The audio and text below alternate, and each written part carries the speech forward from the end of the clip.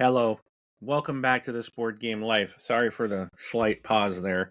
Got a few things happening, and I tried to record this once already, and guess I wasn't quite ready. So now I hope I'm ready. Hope I'm good to go.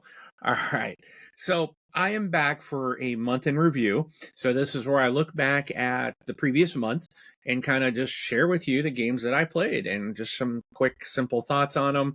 And hopefully you'll enjoy this. Hopefully you might get to hear about some games that maybe you're interested in and just kind of my thoughts of whether I like them or not. This isn't review. It's just hey, here's what I played. Here's kind of maybe if there's a funny story that went along with it for that night. I don't know, but well, it's just a month in review. So with that, before I get started, I ask you please hit that like button. Whoa, my subscribe button is back.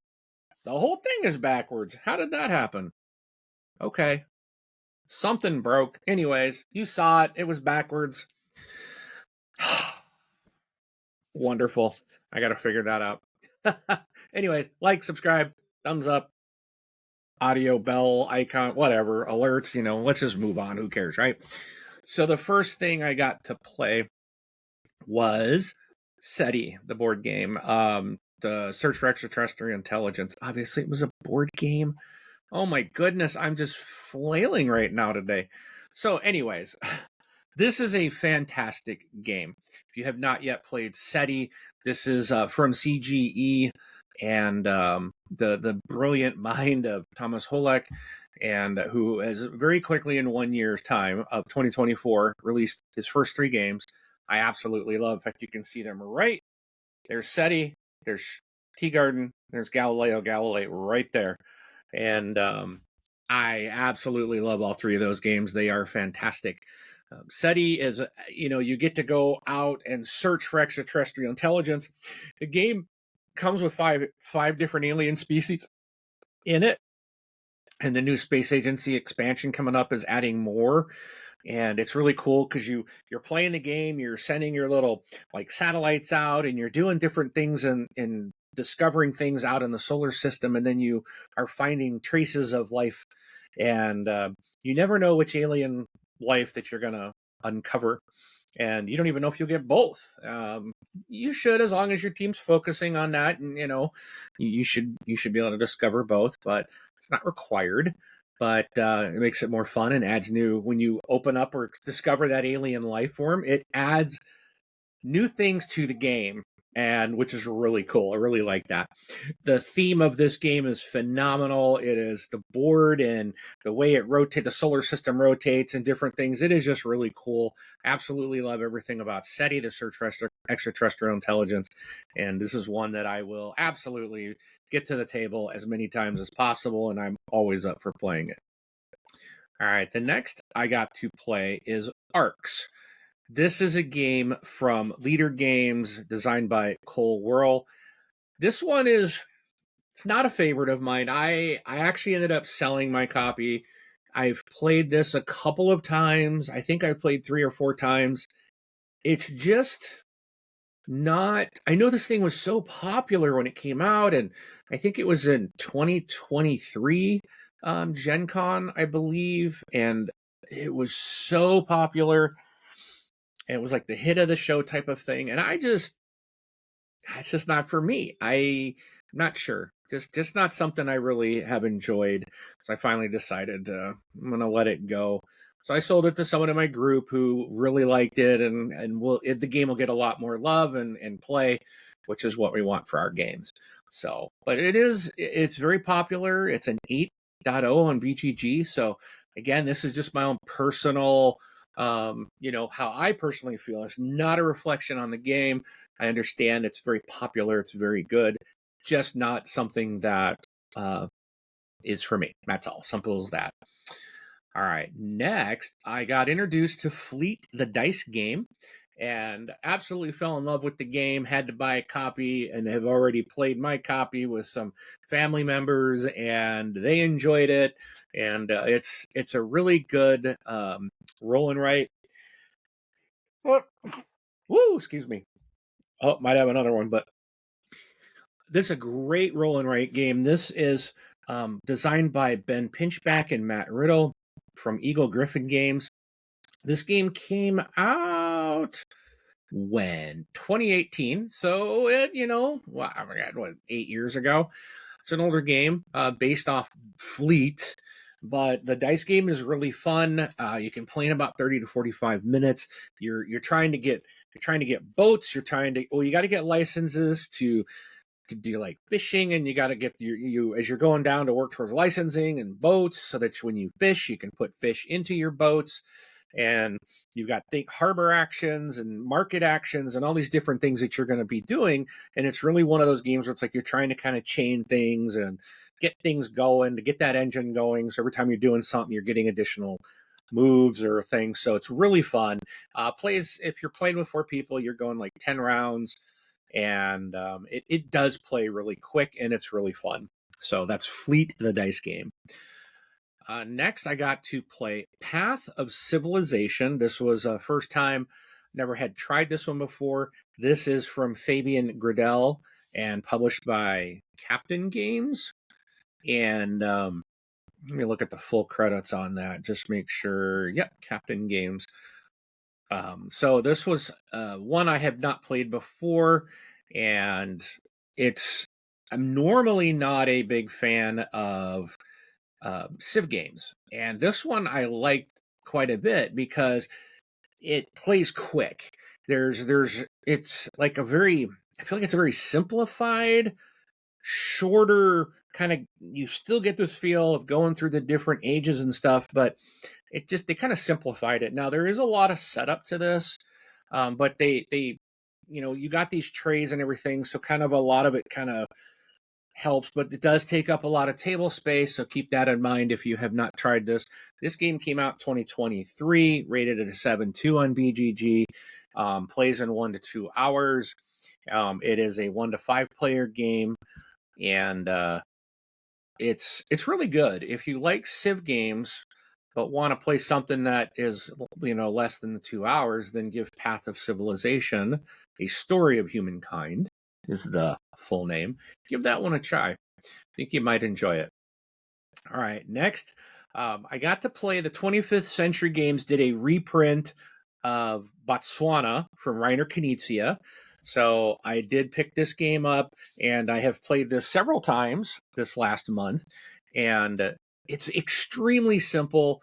It's got a weight of 1.29. This is about as easy as you can get. You can teach this game in about 1 minute.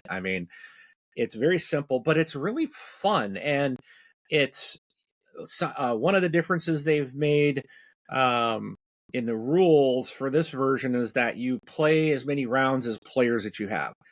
I've not played with more than 3 people, so we've only had about 3 rounds, but I know the Dice Tower was talking about, like Tom from the Dice Tower was saying, he doesn't like that. He thinks just one round is fine the way it was originally. I think it was published previous to 25th Century Games, and I guess they had changed it to 3 rounds. I think it was a Japanese company that did it. And then now 25th Century said you play 1 round per player. It stretches the game out a little bit more. It's a really quick game anyways. Even like at 3 rounds, you're still playing in 20 to 30 minutes. So it's a quick game. But, I think 3 rounds is kind of fun. I like, because the whole 1 round, it's like, I don't really like that, even though that's the way the game originally was. So I think it's improved by having like 3 rounds. Kind of gives you a chance to play the first round and go, okay, here's where we're at, and here's what you're going to do. You get a little time to kind of try to come back and potentially win the game, instead of just like 1 shot and it's done and over. So I do like that, you can play the rounds per player. But I think if I had more than 3 players, I might just say, we're going to play 3 rounds and that's it. So, but Botswana is a great little card game. Outstanding artwork in there. The art was done. Well, there's a bunch of people, so I'm not sure exactly who did the art for this particular version.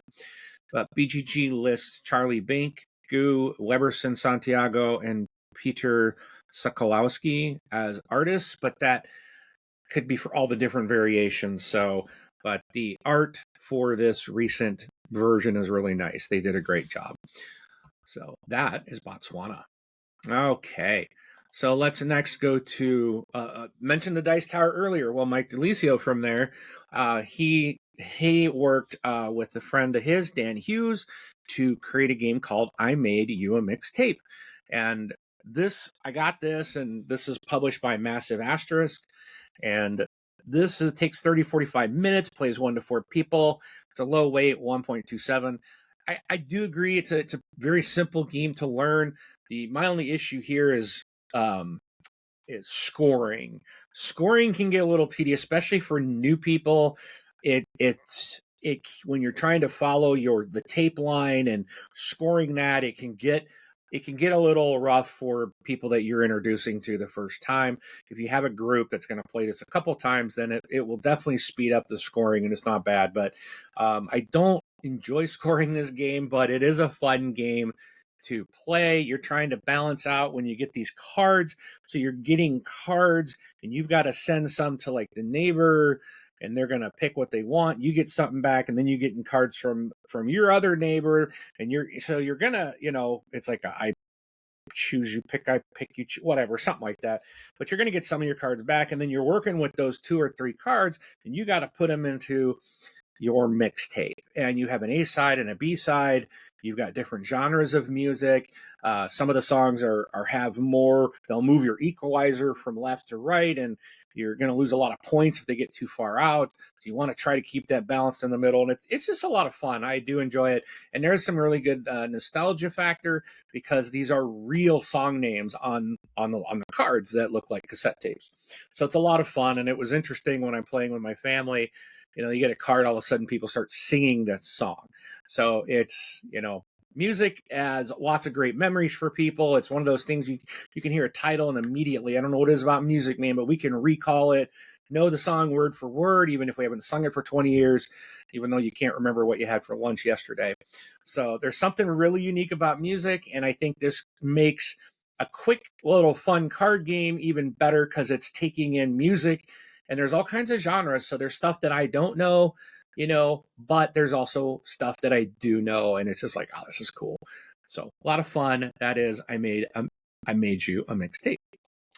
All right, next from Ivy Studios and the designers Max Anderson, Zach Dixon, and Austin Harrison comes one of my most favorite new games that I've recently picked up, and that's Brink. You're exploring space, you're trading with your rivals, you're trying to bring prestige to your faction. There's like voting going on in this game, and you're trying to just there's so much happening, and it's so exciting. And then you can upgrade your ships that you're putting out to get more power in the region or get more supplies when you go into a region. And depending on which ship you put out determines like how many regions that you are kind of triggering or gaining resources and stuff from, or have power over that area. It is a fantastic game. I absolutely love this game. And it is takes some time. It's listed at 60 to 150 minutes. I would say, I think 60 minutes, you might be playing a 2-player maybe.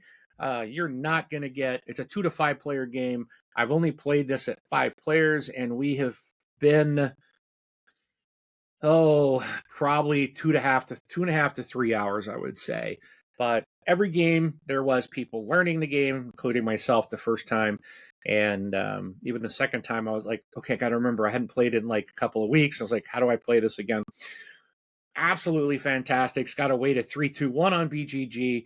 And this is fantastic. It's in the Moonrakers universe. So if you're familiar with Ivy Studios and Moonrakers, this takes place like in that world. So, but absolutely a phenomenal game. I truly love it. That's Brink.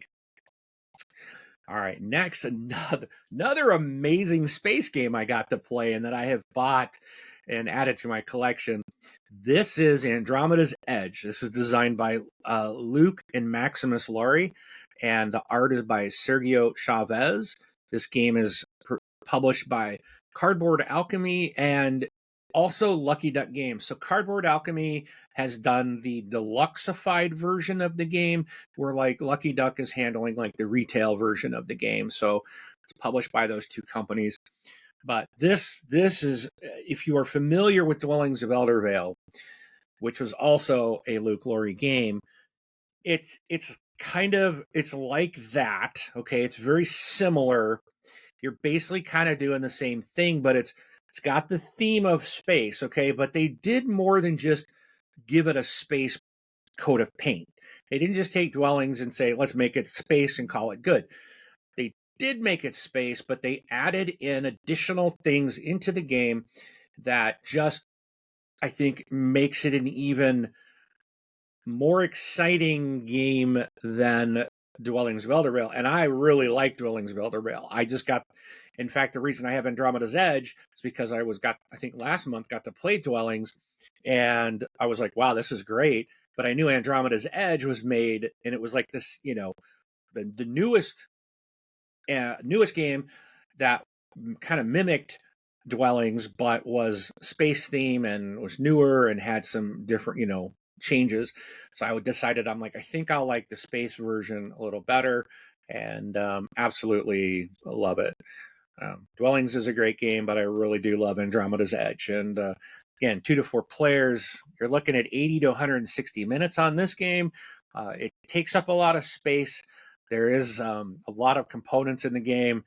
There's a lot going on, especially, and if you haven't seen it, I did put out, I do have an unboxing for this on the channel, so you can look and watch the unboxing to include the deluxe edition and all that, so you can kind of see what everything is in this game. So check out on the channel for that if you're interested. All right, moving along. Played Mountain Goats. This is a fun little game. This had a previous name, Level X, it used to be called, designed by Stefan Aristos. And this one is published by, I believe this one, Mountain Goats, I think is All Play. I think it's sitting upstairs because we just played it recently. Yeah, it's not back down here, but I believe this is All Play for the most recent. Let me double check. Oh, maybe not. Maybe not. So, well, boardgametables.com, which I thought that became All Play, but anyways, so it's either Simon Global Limited, Board M Factory, Maldito Games, Ostia Spiel, Schmidt Spiel, Yes Papa Games. So one of those. The others, I know that Schmidt Spiel, I think, was Level X. So, but yeah, this is a cute little game that you've got like these tiles out. There's like I don't know, like there's like what, 2 number 10s, 3 9s, 4 8s, 5 7s, I don't know, 6 6s and 6 5s, right?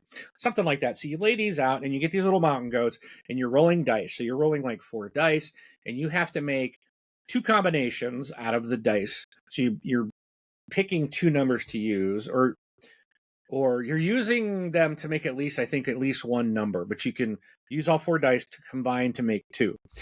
And then you're basically putting these goats down on the bottom of the numbered tiles. So if I rolled like 2 5s and 2 4s, I could say a 10. So I'm putting a goat on the 10 tile and one on the 8 tile.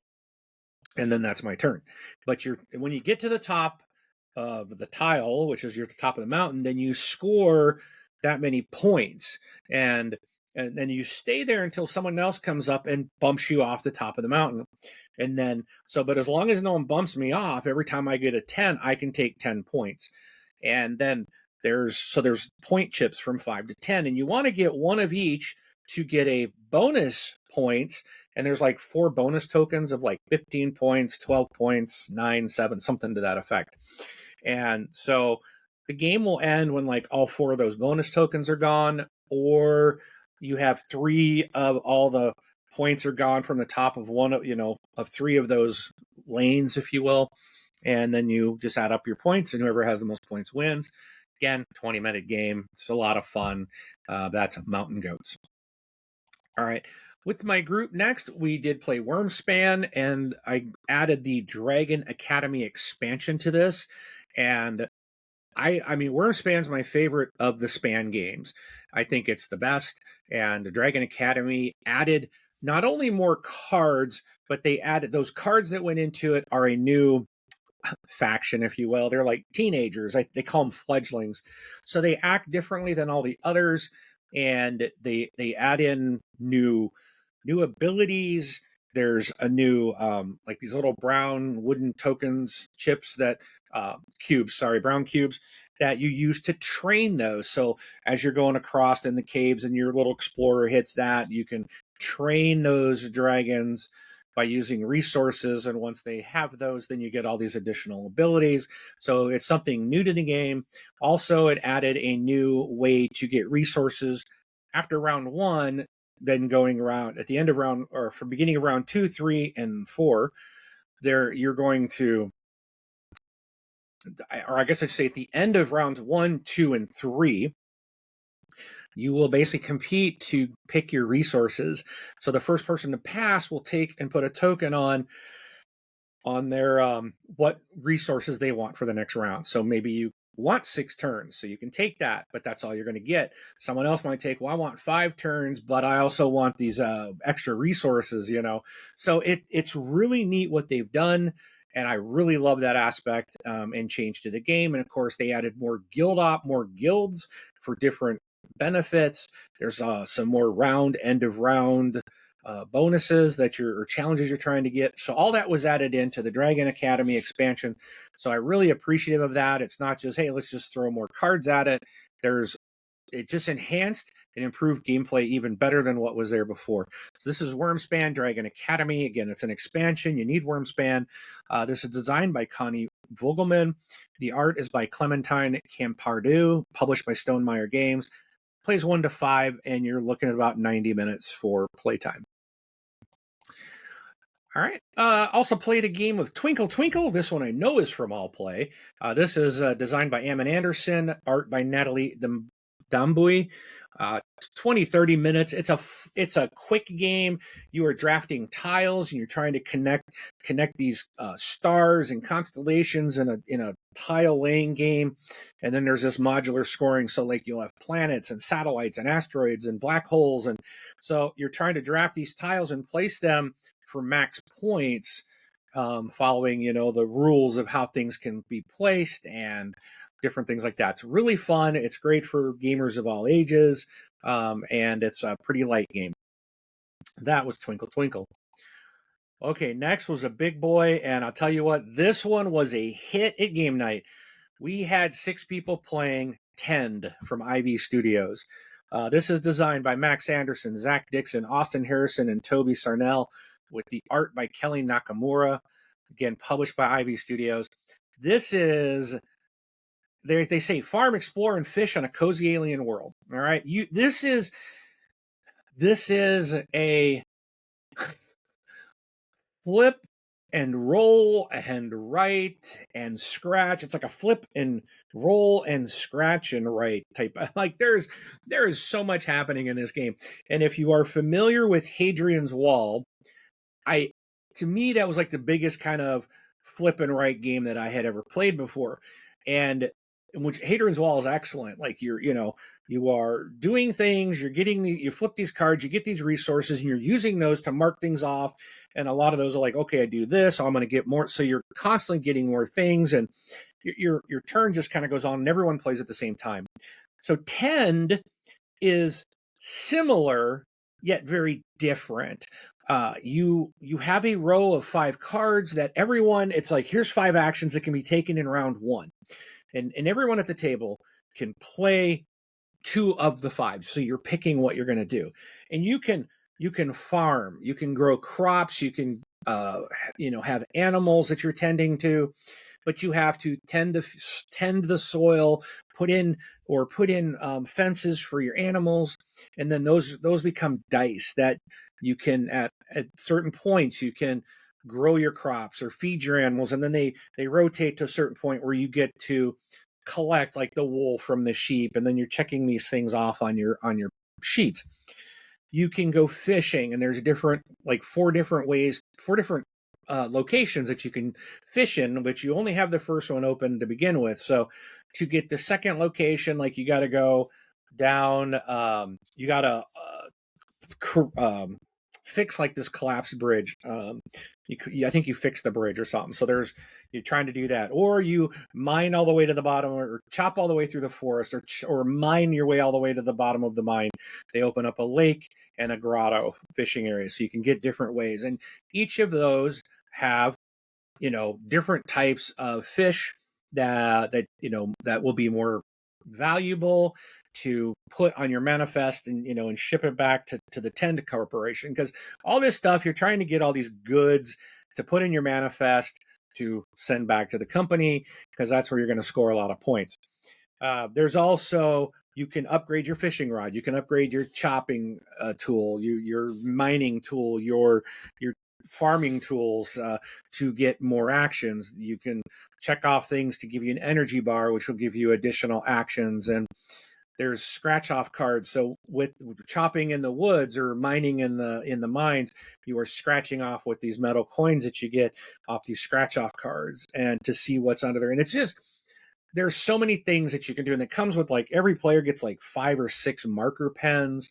One, you're using a black one to kind of do most of your checking off, but then when you're putting stuff into the manifest, they have like these stamper pens, so like a different color. So like you put blue, and you take the cap off, and you just press down, and you get like a blue fish in the little square in your manifest. And then there's rules to how the stuff goes in. You can't have any, like, I can't have a group of fish touching another group of fish. You have to put them separate. They can be diagonal, but they can't be orthogonally. So you're trying to manage where things go. And and if you can get a whole row of stuff, you get extra actions. And it's just, there is so much going on. And the group that I played with absolutely fell in love with this game. In fact, one of the guys took the game home, asked, "Can I borrow this?" So he wanted to show his wife. So I don't even have it. I got it new. We played it once, and I don't even have it anymore. I'll get it back. But and another guy is like, he was trying in the middle of this game, like searching how to find it. And because I crowdfunded this, it's just shipping to people now. So it doesn't look like it's in stores yet, but he has pre-ordered it, I guess, and absolutely loves this game. So Tend from Ivy Studio, absolutely fantastic. Not a little game, it's a big game, takes up a lot of space. The Super Deluxe Edition, which I got, actually has enough stuff in it to play up to 12 people. So it's got like double the pads and scratch pads and stuff like that, cards. And my box was like 15 pounds. It weighs 15 pounds. So the retail version would be up to 6, so should be less than that. But yeah, you should be about half that weight, but it still takes up a lot of space. So yeah, Tend, awesome game. All right, moving right along. I have been able to start a campaign game, Pandemic Legacy Season 1, with a couple of friends. And oh my goodness, this game is amazing. This is designed by Rob Daviau and Matt Leacock, arts by Chris Williams.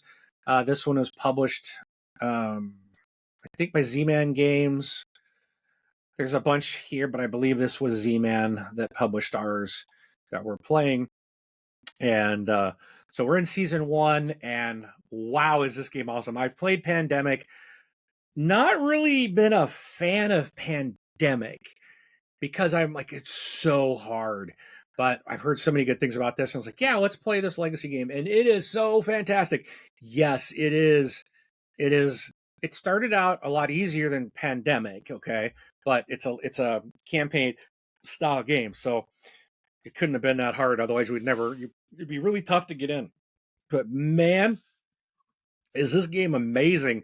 It just ramps up, and now it's just like crazy. When we first start, and we were like, man, this is too easy. And then it's like, oh, we lost a game. And now it's like the last couple we played, we're winning by the skin of our teeth. And this is so exciting. The other day when we played last night, I actually went and we committed. All right, we're going to do Season 2. We're going to do Season 0. So I went ahead and ordered those, and we're going to just roll right in. So I got those coming in, but won't probably do a mailbag, but I won't do an unboxing because it's a legacy game.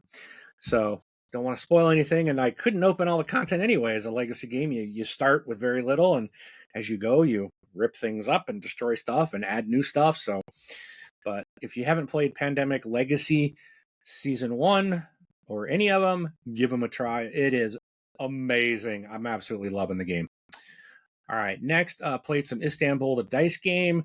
This is from Rudiger Dorn, and that's who designed it. Andreas Resch did the art, and it is published by AEG. And this came out 2017, 20 to 40 minutes for 2 to 4 players. It's a really fun game based on Istanbul, but you are rolling dice to see which actions you can take based on the rolls.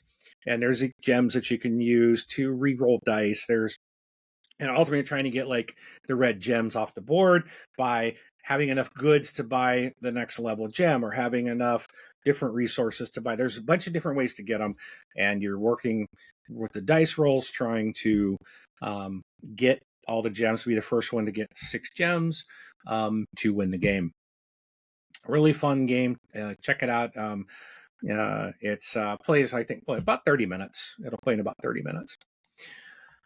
All right, another game I got to play, almost done. Deception, Murder in Hong Kong.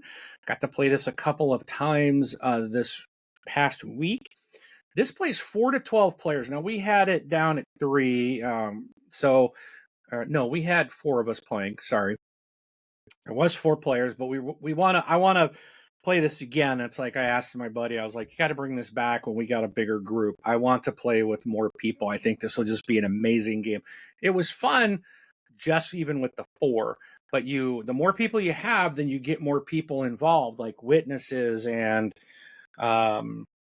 there's some other like parts that people can play, and we had the main investigator, and then one of the 3 of us that were playing was a murderer. The other 2 were not. We were, I think, investigators or something, but we weren't the chief investigator.